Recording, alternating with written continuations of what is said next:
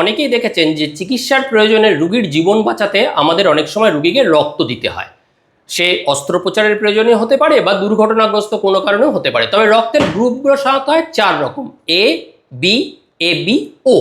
কিন্তু সম্প্রতি এই 4 রকম গ্রুপের রক্তের বাইরেও এক বিরল রক্তের গ্রুপের সন্ধান মিলেছে বেঙ্গালুরুর এক মহিলার শরীরে। কর্ণাটকের এই বাসিন্দা মহিলা হার্টের চিকিৎসার জন্য হসপিটালে এসেছিলেন। দেখা যায় কোনো রক্তের গ্রুপের সঙ্গে তার রক্তের গ্রুপ মিলছে না। বিরল বললেও কম বলা হয়, কারণ বিরল মানে হলো অল্প হলেও আছে। কিন্তু নতুন এই ব্লাড গ্রুপের নাম যা বলছি দেওয়া হয়েছে, যা কোথাও খুঁজেই পাওয়া যাচ্ছে না। নাম দেওয়া হয়েছে এর CRIB। শেষ দুটো অক্ষর আই এসছে ফর ইন্ডিয়া আর বি এসছে ফর ব্যাঙ্গালোর। যেহেতু ভারতবর্ষে প্রথম পাওয়া গেল, তাই এই বিরল রক্তের গ্রুপের সাথেও জুড়েছে ভারত ও ব্যাঙ্গালোরের নাম। অভূতপূর্ব কেন? এই রক্তের গ্রুপ পাওয়া গিয়েছে 38 বছরের এক মহিলার শরীরে। কর্ণাটকের কোলকার জেলার এই বাসিন্দা হার্টের চিকিৎসার জন্য এসেছিল কোলকারের RL জালাপ্পা হসপিটালে। কিন্তু তাকে রক্ত দেওয়ার প্রয়োজন হলে দেখা যায় কোনো রক্তের সঙ্গেই রক্ত মিলছে না। এমনকি তার পরিবারের নিকট আত্মীয়দের মধ্যে প্রায় 20 জনের স্যাম্পল টেস্ট করা হয়েছে, দেখা যাচ্ছে তাদের সাথেও মিলছে না।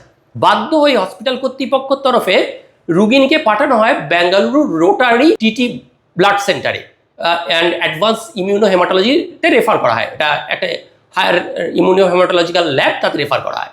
সেখানে রক্তের বিশ্লেষণ করে গবেষকরা বিস্মিত, কারণ ওই মহিলার রক্তে এমন এক ধরনের অ্যান্টিজেন ছিল যার সন্ধান আগে পাওয়া যায়নি।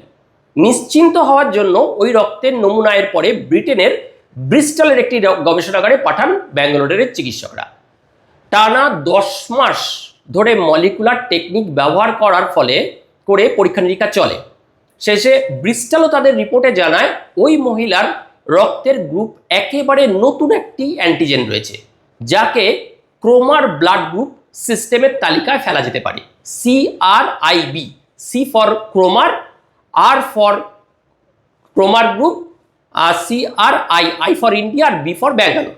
এরপরে জুন মাসে মিলানে, ইটালির মিলানে একটি ব্লাড ট্রান্সফিউশন কনফারেন্সে CRIB গ্রুপের নিয়েও আলোচনা হয়, এবং তাতেও দেখা যায় যে এটি সত্যিই খুব বিরল গ্রুপ। এবং চিকিৎসকরা জানান, যেহেতু বিশ্বের কোনো মানুষের রক্তের সঙ্গে এই মহিলার রক্তের গ্রুপ মিলবে না, তাই রক্তের প্রয়োজন পড়লে তা মেটানোর ব্যবস্থা কিন্তু তাকে নিজেকেই করতে হবে, এবং ভবিষ্যতের কথা ভেবে তাকে তার নিজের জন্য রক্ত সংরক্ষণ করতে হবে।